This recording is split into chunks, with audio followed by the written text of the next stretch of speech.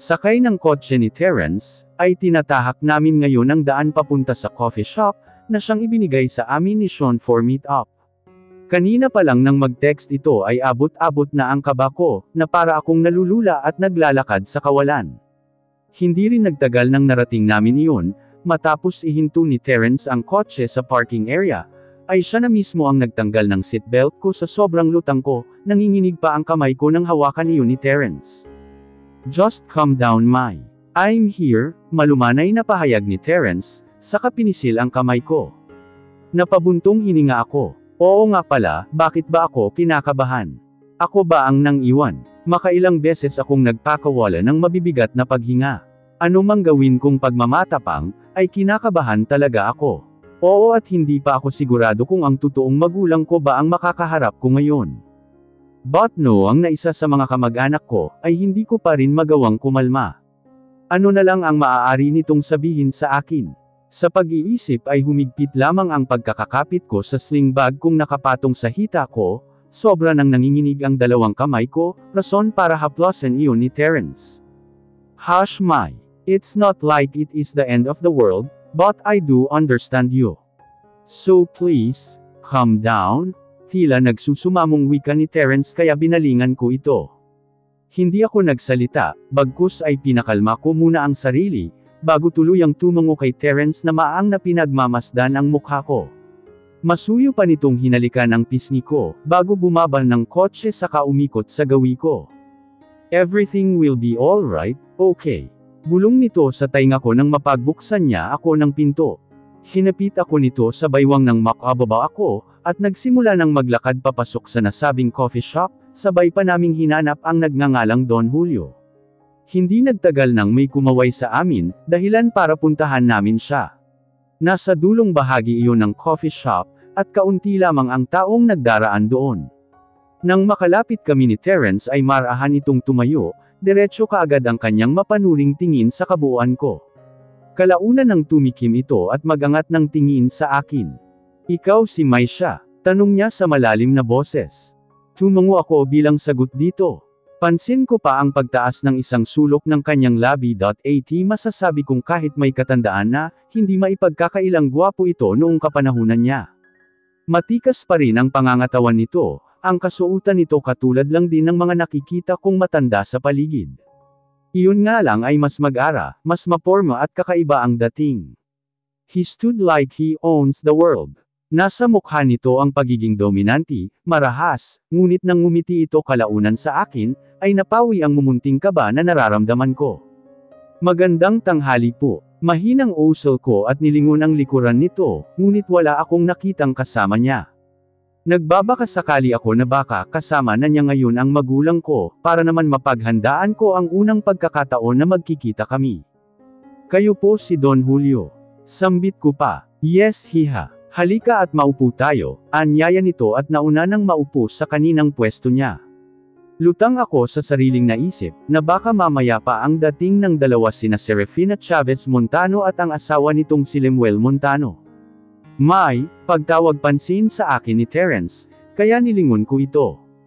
Hindi ko na napansing nakaupo na pala kami, at naroon ngayon siya sa tabi ko, samantalang si Don Julio naman, ay nasa tapat namin, matamang papalit-palit ng tingin sa aming dalawa ni Terence.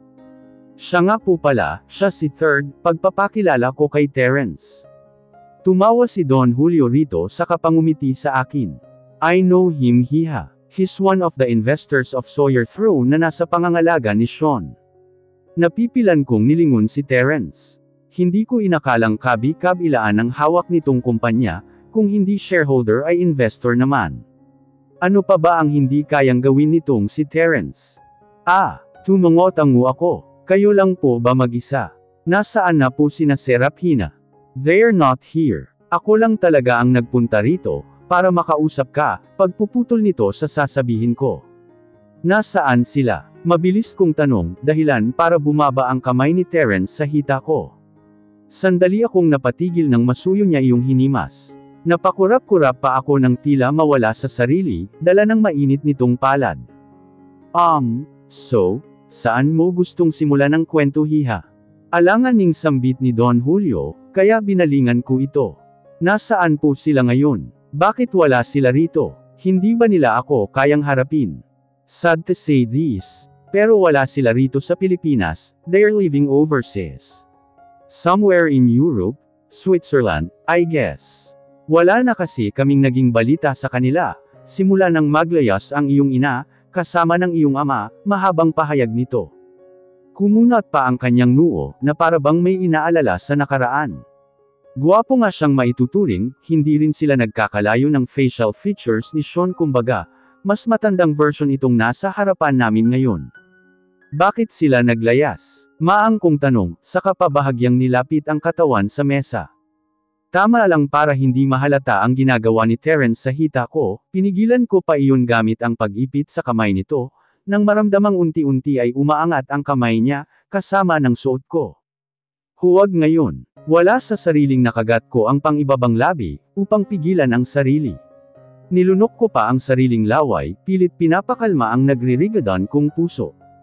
Malaki ang naging galit ng ama ni Serafina, nang malaman nilang buntis ito sa murang edad. Gusto silang paglayuan at paghiwalayin, ngunit masyadong matigas ang ulo nito, kaya sumama siya kay Samuel at dinala sa Surigao. Surigao? Kung ganoon, paano ako napunta kay Lola Angelina? Anong kinalaman dito ni Lola? Paano ako napunta ng Cagayan? Hibat ang kanyang balikat bilang sagot sa akin, bago sumimsam sa in-order niyang kape. Kung susumahin, pareho lang pala kami ng pinagdaanan ng totoo kong ina. Nabuntis ng maaga, magkaiba nga lang ng naging kapalaran sa lalaki. Hindi ko alam kung anong pag-uusap ang nangyari sa pagitan ni Serafina at Angelina, ang dati naming kasambahay, na siya ring itinuring mong Lola Angelina, aniya sa kamarahang ibinaba ang baso. Buhay pa kaya sila? Tanong ko habang nangungunot ang noo. Hindi ko pa rin magets kung paano ako napunta kay Lola Angelina, at umabot pa kaming Cagayan, kung sa Surigao naman pala sila nanatili habang pinagbubuntis ako. At ang lakas ng loob nilang magpunta ng Switzerland. Wow lang, may ganoong klase pala ng magulang, ano? Masyadong selfish ang dating sa akin. Mabilis na nagbaba ako ng tingin. At halos magkabuhol-buhol na ang utak ko sa sobrang pag-iisip, pero isa lang ang tumatak sa isip ko, ginusto talaga nila akong iwan dito. Mariin akong pumikit saka nagbuntong hininga, napayuko pa ako lalo ng tuluyan nang naabot ni Terence ang gusto nito. Pasimple ko itong nilingon at nakitang blanko lang ang ekspresyon niyang nakatingin kay Don Julio, akala mo ay walang ginagawang kababalaghan. Terence, mariing bulong ko bago kinurot ang braso nito. Animoy may kuryenteng damaloy sa katawan ko, at halos magising ang diwa ko sa ginagawa ni Terence. Buhay pa naman sila hiha.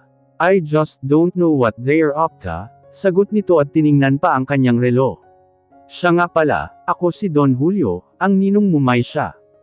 Ninong, hindi makapaniwalang turan ko, habang maang na pinagmamasdan siya. Yes, magkapatid ang asawa kong si Sabot at si Serafina, pinsan mo rin si Sean. Oo nga pala, nabanggit na sa akin iyon ni Sean kagabi. Bilang sagot ay tumungutango ako, tuluyan ang nawala ang atensyon ko sa kanya, dahil masyado na akong naliliyo sa ginagawa ni Terence. Sige na hiha, I'll go ahead, saad nito saka pa tumayo. Third, ikaw na ang bahala riyan sa inaanak ko. Alagaan mo ng mabuti. Yes Mr. Sawyer, I will, simpleng sagot ni Terence at marahang tinanguan ito. Kasabay ng pagtapik ni Don Julio sa balikat niya, ay tuluyan ang nagawa ni Terence ang kanyang gusto, dahilan para mabigat ang ulong napasubsob ako sa lamesa. Sakto ay nakaalis na rin si Don Julio, kaya malaya ngayong nagagawa iyon ni Terence, hindi ko na napigilan ang sarili at napakapit pa sa gilid ng lamesa. Mabuti ay nasa dulong bahagi kami ng coffee shop, kaya hindi ganoon nadadaanan ng mga customer. Nakaharap din kami sa pader, kaya kahit papaano ay wala silang alam sa kung anong ginagawa ni Terence. Terence please, pagsusumamo ko sa hindi malamang rason. Bakit ba naman kasi ganito ang suot ko? Please, what? Pang-uudyo naman ito kaya mas lalo akong napapikit. Impit kong bulong, iniiwasang may makarinig. Napahigpit ang kapit ko sa braso ni Terence, nang magsimulang gawin ang kanyang nais, halos magdeliryo ako at kagat na lang ang labing pinipigilan ang sarili, na huwag mag-ingay ng malakas. Ilang minuto ang tinagal noon, matapos ay nanghihina akong napapikit. Habol pa rin ang hininga ko nang magmulat ako para sumaan ng tingin si Terence. Doon ay nakita ko pang dinilaan nito ang kanyang kamay dahilan para manlaki ang mata ko. "You really taste like heaven," sambit niya sa mapang-akit na boses, saka pangumisi. "Buwisit ka talaga, ang landi mo." Halos maiyak ako sa pinagsamang gusto at kahihiyan. "Come on, stand up and we're going somewhere," baritonong saad niya, bago ako hinalikan sa noo, pababa sa tainga ko. "I'll take you to the moon." Isang linggo ang nakalipas simula nang mangyari ang usapang naganap sa amin ni Don Julio, at hanggang ngayon ay naguguluhan pa rin ako sa pwede kong gawin. Kung tama bang hanapin sila sa Switzerland, para makausap o huwag na lang. I am so confused. May parte sa puso ko na gusto ko, pero every time na may isip ko ang pag-abandona nila sa akin, ay umuurong ang tapang kong harapin sila. Natatakot ako na sa pangalawang pagkakataon, ay ma-reject ako mismo ng totoong magulang ko. And worst thing ever ay ipagtabuyan nila ako, kahit ako na ang nag-effort para harapin sila at makita. Hindi ko akalaing darating sa puntong ganito. Dati ay nag-aasam ako na sana, ay makilala ko sila, pero ngayon ay hindi ko magawa. Mas pinapangunahan ako ng takot para sa sarili. Ang daming what if sa utak ko, ang daming ganito-ganyan, masyado akong naguguluhan. Kaya ngayon ay napagpasyahan kong mapag-isa muna sandali, at lumabas ng Z Bachelor Pad. Wala si Terence dahil nasa trabaho ito, samantala ay iniwan ko muna si Luna kay Hati na naroon sa unit ni Z. I just want to be alone, to think and to breathe. Alam kong hindi ito ganoon kalalim but then, this is my problem. Ako ang mas nakakaalam kung anong pakiramdam, sa kung paano ito lulusutan o masosolusyonan. For the meantime, magmumuni-muni muna ako. Malakas akong nagbuntong hininga sa kawalan ng pag-asa. Kasabay ng paghinto ko sa isang coffee shop na naroon lamang sa dulo ng kanto, matapos hatakin ang glass door, ay dumiretso ako sa counter upang order ng isang tasang kape. Mabilis din akong nakahanap ng bakanting upuan sa gilid, kung saan katabi lamang ng glass window. Pasado 8:00 pa lang ng umaga, ngunit maalinsangan na sa labas, ang sinag ng araw ay tumatama pa sa kaharap kong lamesa. Wala pang isang minuto, nang makaupo ako ng malingunan ko ang pagbukas ng pintuan sa nasabing coffee shop, pumasok ang isang babae na halos taas ang kanyang noo kong maglakad. Suot ang isang pares ng puting blouse at itim na trouser, tumutunog pa ang takong ng sandals nito sa bawat pag-apak niya sa sahig ng coffee shop. Nangunot ang noo ko nang mamukhaan ito. Doc Ortiz. Sa katititig dito ay hindi ko namalayang sa akin na pala siya nakatingin. Ikanaway pa nito ang isang kamay at ngiting-ngiti nang lumapit sa gawi ko. Tumangala ako rito nang nasa gilid ko na siya. "Hello there, my. Can I?" Aniya na ang tinutukoy ay kung pwede itong maupo sa katapat kong upuan. "Ay, oo naman po," sambit ko at pilit ang naging ngiti. "Thank you. Long time no see ha. How are you?" Ang boses nito ay magaan pakinggan, nakakahalina at nakakangganyo. Ganito nga siguro kapag netoring ang doktor, ano? Kailangan ay kalmado at may poise pa rin, kahit siguro may naghihingalo ng pasyente. "Well, I'm fine." Peke akong napangiti upang itago ang totoong nararamdaman. Hindi rin nagtagal nang dumating ang order niya, tansya ko ay regular customer ito rito, dahil na rin sa pagtrato sa kanya ng mga empleyado. Matapos humigop sa kanyang kape, ay muli niya akong binalingan. "Kamusta na si Third?" Himala at higit 2 linggo na siyang hindi bumibisita sa akin. Kumunat ang noo nito at sandali pang nag-isip. "He's fine. Overload ang trabaho, kaya siguro hindi pa nakakabisita sa inyo," pahayag ko sa katotohanan. Tumango si Doc Ortiz bilang sagot, kapag kuwan ay napangiti sa akin, habang titig na titig sa mukha ko. Hindi na ako magtataka kung bakit nahulog sa'yo si Third, "You're beautiful," wika nito na naging rason para kahit papaano ay mapatawa ako. "Thank you, ikaw din po. Tiyak kong maganda rin ang anak niyo dahil nagmana sa'yo." Bahagya itong lamabi sa sinabi ko. "Not sure, sa asawa ko nagmana ang anak ko eh." Malakas itong tumawa, ngunit naroon pa rin ang pagiging sophisticada. Napansin ko pang kahit may katandaan na ay tila bata pa itong tingnan. Kung hindi ko nga lang nakita ang singsing nito, ay hindi ko masasabing may asawa at anak na siya. Pero natitiyak kong sa akin nagmana ang isa ko pang anak, maagap nitong dugtong nang hindi ako magsalita. Ilan po ba ang anak ninyo? Well, 2, parehong babae. But unfortunately, ang bunsong babae ko lang ang nasa akin, pahayag nito sa kapamapait na napangiti. Nagbaba ako ng tingin sa hawak kong tasa. How does it feel na magkaroon ng ina, yung tipong may nag-aalaga sa iyo, at naibibigay ang pangangailangan mo bilang anak? Swerte naman ng mga anak ni Doc Ortiz. Panigurado akong mapagmahal siyang ina, iyon bang sunod sa luho ang mga anak nito, maibigay lang ang pangangailangan nila. Sa lambing pa lang nitong magsalita, ay alam kong mabuti siyang ina. Nasaan po ba ang isa niyong anak? Out of curiosity ay natanong ko iyon. I'm just curious though. Paano ba iyong pakiramdam na may nagmamahal sa iyong ina? Sure naman akong 100% overflowing yung saya. With parents, all is fine. Tila alanganing sambit ni Doc Ortiz kaya napatitig ako rito. Is she fine? I guess, she's fine. Nasa malayo kasi siya pero sana balang araw ay magkita kami ulit. It's been a long year for me, miss ko na ang batang yun. Hibat ang balikat niya, bago napatingin sa kanyang relo. Well, thank you for the chit-chat. I got to go, it's just my free time before my duty. Gusto ko pa sanang magtanong at mag-usisa, ay mabilis itong tumayo mula sa pagkakaupo, hindi pa man nakakalahati ang kanyang kape, ay aalis na siya agad. Wala pa nga sigurong 15 minutes kaming nag-uusap. See you when I see you, Mai. Pagtango na lang ang naisagot ko rito, dahil hindi na rin niya ako binigyan ng pagkakataon para makapagsalita. Tumalikod na ito at lakad-takbo ang ginawa upang makalabas ng coffee shop. Sandali akong napatitig sa kawalan, habang pinapakiramdaman ang mahinang pagpintig ng puso ko. Bukod sa normal na pagtibok nito, ay tila may kung anong kumurot sa parteng iyon. Sa anong dahilan ay hindi ko alam. Marahil ay naaawa lang ako sa isa pang anak ni Doc Ortiz, hindi man niya sabihin ay alam kong masalimuot ang nangyari sa pagitan nito at ng kanyang anak. Mas lalo lang tuloy nangunot ang noo ko sa isiping iyon. Kalaunan ng maging kibot na lamang ang balikat ko. Lahat pala talaga ng tao ay may kanya-kanyang problema. Depende na lang kung paano natin iyon na iha-handle. Sa kaso ni Doc Ortiz, mukhang ayos lang sa kanya. But I know deep inside of her, masakit ang mawalay sa sariling anak. Sana lahat ng magulang ay ganoon mag-isip, kasi hindi naman lahat ng anak ay may mga magulang pa. Katulad na lamang ni Third, siya na lang ang mag-isa sa buhay ngayon.